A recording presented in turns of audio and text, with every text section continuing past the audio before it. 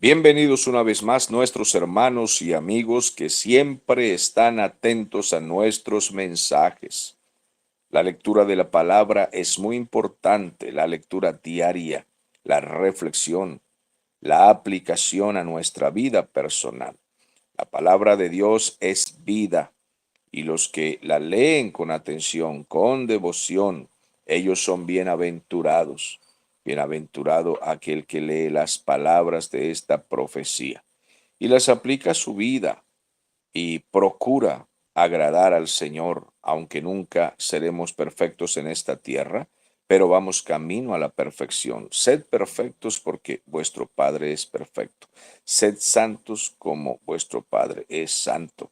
Así es de que cada día procuramos estudiar la palabra y consagrarnos a ella y pedir el auxilio al Señor que necesitamos para caminar de acuerdo a los principios y mandamientos que el Señor nos ha enseñado.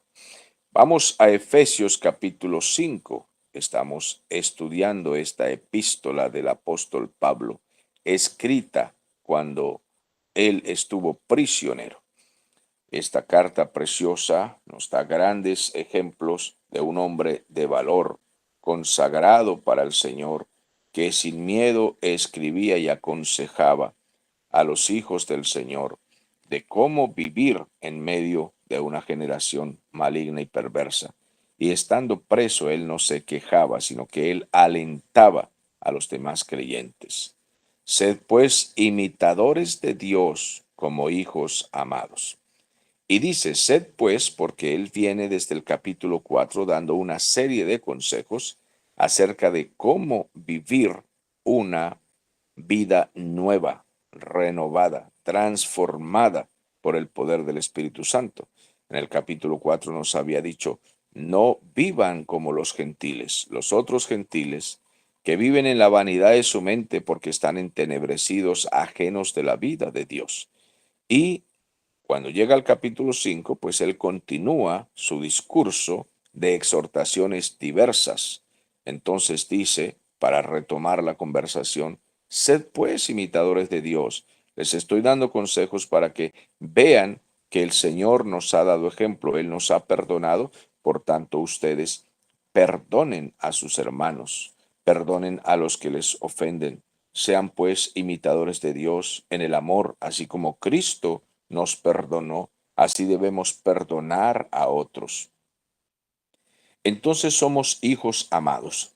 Creo que una familia, cuando una familia es normal, cuando tiene ese amor natural, fraternal de familia, porque hoy en día hay muchas familias locas que se odian y se matan unos a otros como en los tiempos de Noé, y por eso el Señor envió el diluvio y arrasó con todo. Pero hoy día pues estamos igual. Hablando de familias que son amorosas, todavía fraternas, que se quieren, padres a hijos, hijos a padres, que entre hermanos se respetan, para uno siempre es un orgullo y un honor sacar el apellido de su familia en cuanto a las cosas buenas, que son dignas, incluso de defensa, nos defendemos unos a otros y la sangre no quiere que su sangre sea perseguida, lastimada, siempre salimos en defensa de nuestros hijos, de nuestros nietos, de nuestros hermanos y no queremos que nadie los lastime. Eso es algo muy común y natural, pues Dios nos dio el privilegio de tener una familia. Entonces, si somos la familia de Dios, hablando del tema de la salvación espiritualmente, Dios nos hizo una familia por la sangre de Cristo. Y el Señor también nos ha dicho que debemos preferir a la familia de Dios. Unos a otros debemos amarnos y debemos perdonarnos y debemos sacar la cara por nuestros hermanos en defensa de ellos en lugar de hundirlos. Cuando sabemos que las iglesias, lamentablemente muchas iglesias se han desviado del camino, han caído en herejías, van camino a la apostasía, no están predicando lo correcto muchos predicadores, pero siempre hay un remanente dentro de las iglesias. La mayoría de las iglesias siempre tienen dos, tres, cuatro personas o a veces más personas que aman la doctrina sana, la enseñanza pura, bíblica. Debemos defender a esas personas. Yo tengo cierto privilegio con las personas que he pastoreado en mi carrera, que siempre hay grupos de personas dentro de la iglesia que cuando se habla mal de los ministros y se les acusa, se les ataca de ser malvados, de ser vividores, de robar, de estafar, siempre tengo gente, yo nunca les pido que hagan eso, que me defiendan, nunca les pido tal cosa, pero uno tiene gente dentro de la iglesia que salen en defensa. Bueno, sí es verdad, pero nuestro pastor no roba, no es truán, no anda de mafioso, nunca le ha quitado nada a nadie. Bueno, repito, yo no he pedido que hagan esa defensa, pero es algo lógico. Es muy lógico porque nosotros salimos en defensa de la familia.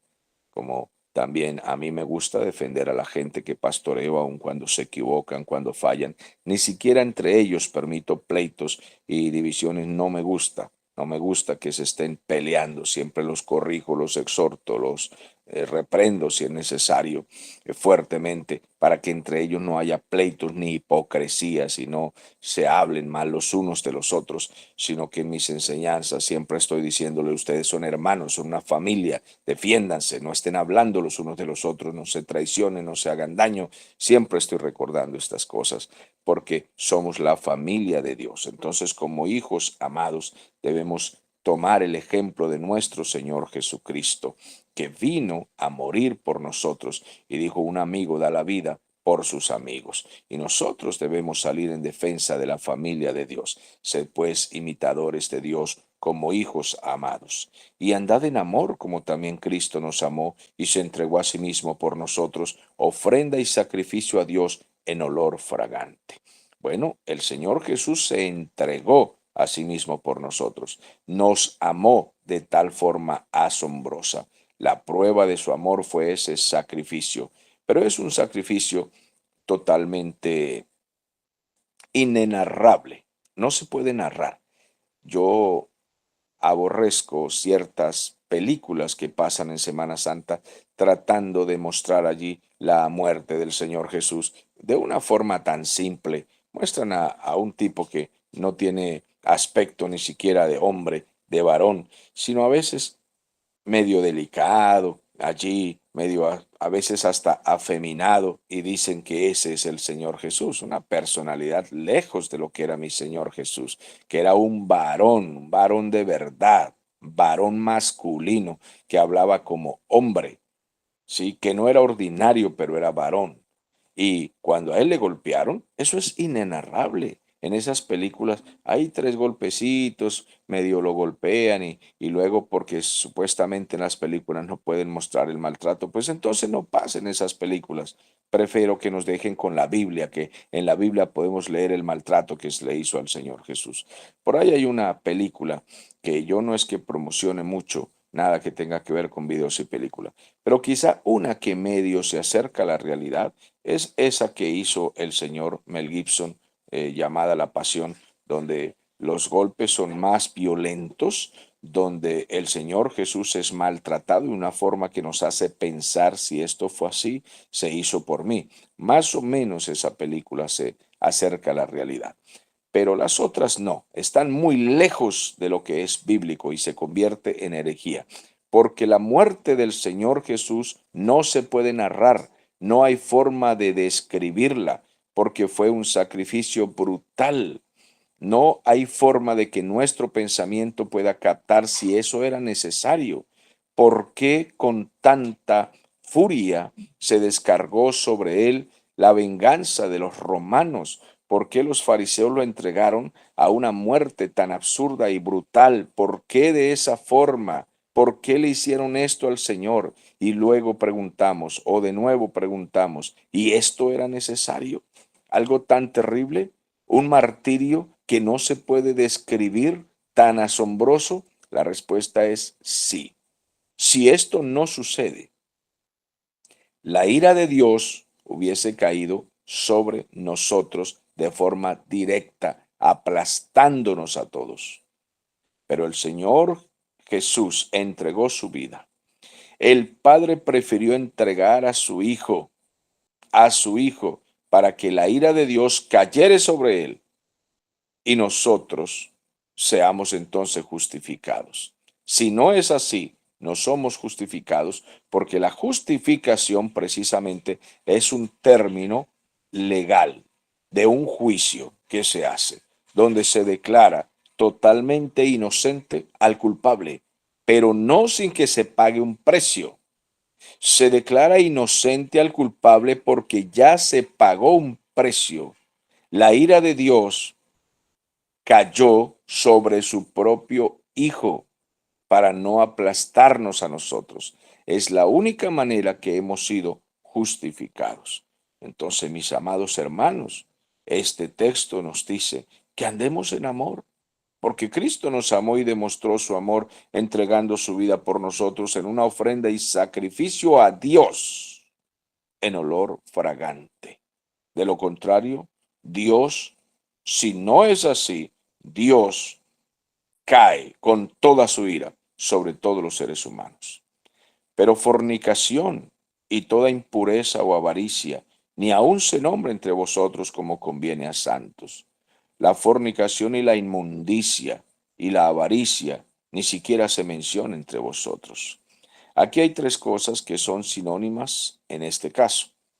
Dice fornicación y toda impureza. La fornicación aquí es descrita en cuanto a los diversos pecados sexuales que existen. No estén ni siquiera hablando de fornicación. No mencionen esas cosas. No alienten las mentes débiles hacia estas cosas de ninguna manera. Todo lo que tenga que ver con relaciones sexuales impuras que no están enmarcadas en lo que Dios destinó o en lo que Dios instituyó como el matrimonio, que es honroso y santo delante del Señor. De eso ni siquiera se conversa.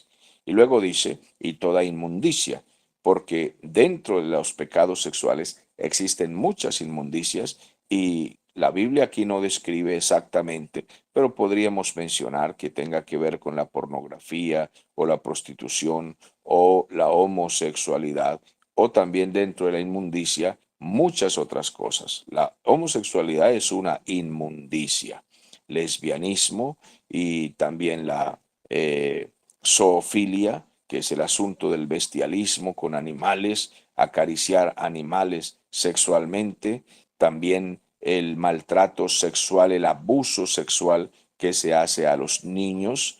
Todo eso es inmundicia, es de personas esquizofrénicas locas.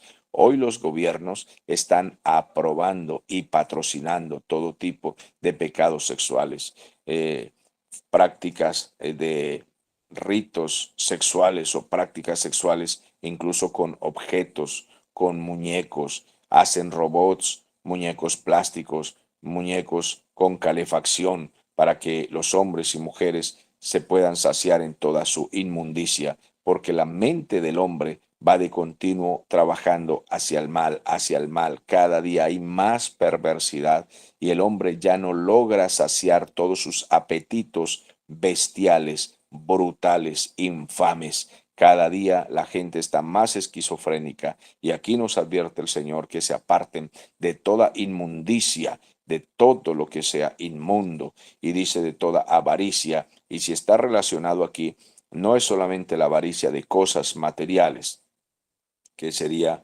quizás directamente la palabra avaricia, que es codiciar los bienes ajenos, lo que tienen los vecinos, que por eso es que hay ladrones, atracadores y todo eso por causa de esa avaricia.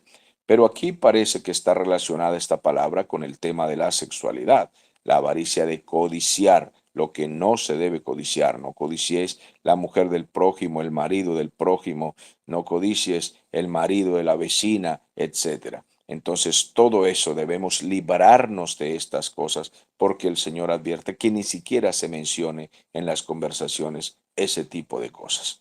Que el Señor tenga misericordia de sus hijos que escuchan la palabra del Señor. Tampoco digáis palabras deshonestas, ni necedades, ni groserías que no convienen, sino antes bien acciones de gracias. Entonces es necesario que nosotros hagamos caso a la palabra del Señor que en el versículo 4 nos está diciendo, no digan palabras deshonestas, ni necedades, ni truanerías que no convienen, sino acciones de gracias. Entonces, Las palabras deshonestas son todas aquellas que tienen tendencia a la trampa, a la maldad, a la morbosidad, a ser mentiroso. Todo lo que es deshonesto, las calumnias, los chismes, todo esto es deshonesto.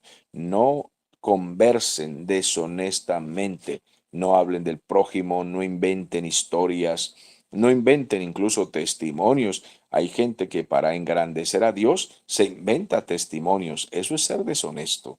Dicen cosas que nunca hicieron y que no son con el fin de engrandecer supuestamente el Evangelio o engrandecerse ellos. Ninguna palabra deshonesta. No hablen necedades. Hay gente que todo el día tiene conversaciones muy imbéciles. Es necesario que nosotros mantengamos la boquita cerrada y la abramos solamente para criar a nuestros hijos, para hablar de asuntos de trabajo, de proyectos de familia, para conversar las cosas espirituales, para evangelizar al vecino, para disipular a otro. Abrimos nuestra boca a las 4 de la mañana para conversar cosas edificantes. Pero es muy triste escuchar de pronto a un ministro de Dios diciendo todo el día chatarra, hablando todo el día cosas necias. No hablen necedad de los hijos de Dios que no convienen.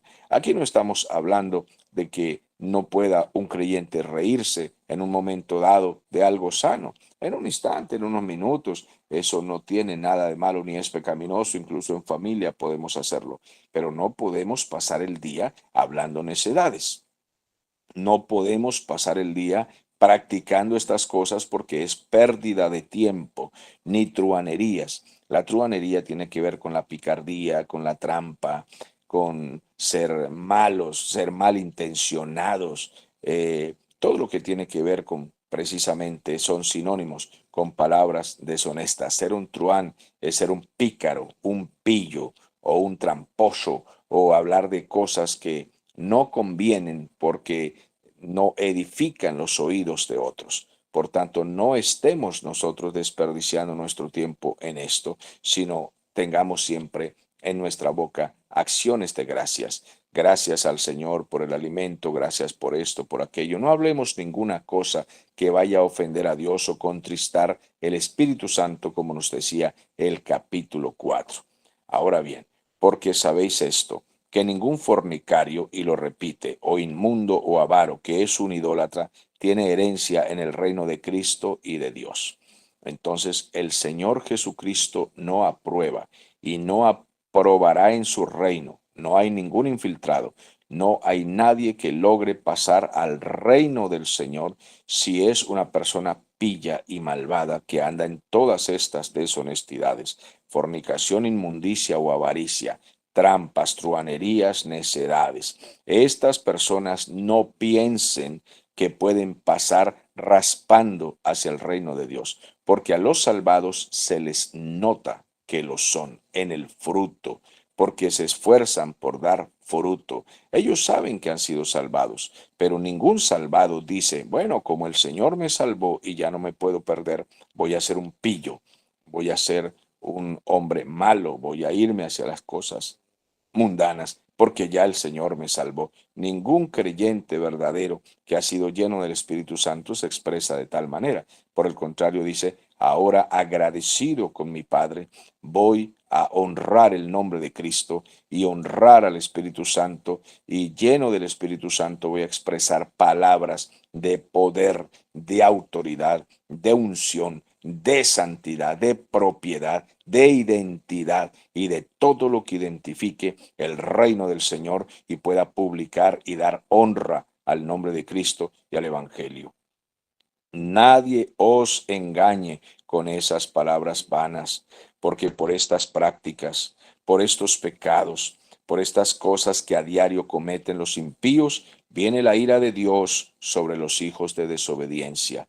No crea ninguno que pueda engañar a Dios. Nadie se engañe, nadie pretenda engañar a su conciencia, nadie piense que va a engañar al Espíritu Santo porque Pedro le dijo a Ananías y Zafira, porque ustedes se pusieron de acuerdo para engañar al Espíritu Santo. ¿Cómo pensaron ustedes que podían engañar a Dios? ¿Cómo pueden pensar que pueden engañar su propia conciencia? Por tanto, caerás muerto. Y esos jóvenes que vienen ahí te van a enterrar. Y enterraron al marido. 3 horas más tarde llegó la mujer con las mismas trampas y mentiras. ¿Por qué te pusiste de acuerdo con tu marido en pretender engañar al Espíritu Santo? ¿Cómo pueden ustedes pensar que pueden engañar al Espíritu Santo? Él les ha dado una conciencia. ¿Acaso su conciencia está cauterizada? ¿No se dan cuenta ustedes que a Dios nadie lo engaña? Caerás muerta. Y esos jóvenes que vienen ahí fueron los que enterraron a tu marido y te van a enterrar a ti. En el acto la mujer cayó ahí, posiblemente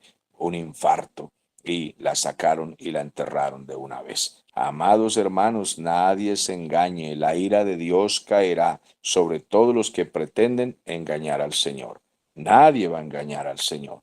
No seáis pues partícipes con ellos, no convivan con ellos, no se junten con esa gente, no vivan con los que hacen el mal, porque nadie puede engañar al Señor.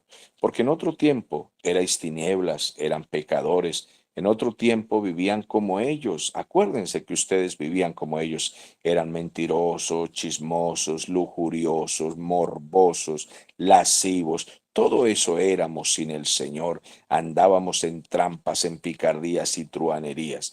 No sé por qué razón estos días, cosa que no me gusta recordar mucho, pero no sé por qué esta semana ha sido especial para mí de recordar algunas cosas de aquel tiempo cuando yo no tenía al Señor Jesucristo en mi corazón. Y me han venido a la mente ciertos recuerdos y en conversaciones con hermanos les he platicado de cuántas cosas el Señor nos libró por su misericordia. Y precisamente a veces el Señor como que permite que recordemos un poco para que volvamos otra vez a agradecer: Dios mío, me has salvado la vida, me has guardado, estoy vivo por tu misericordia, porque en otro tiempo erais tinieblas, en cambio ahora sois luz en el Señor. Entonces, andad como hijos de luz, que se note la luz de Cristo en ustedes, que se note la luz de Cristo en su buen testimonio, en su caminar, en su andar, en su peinado, en su vestuario,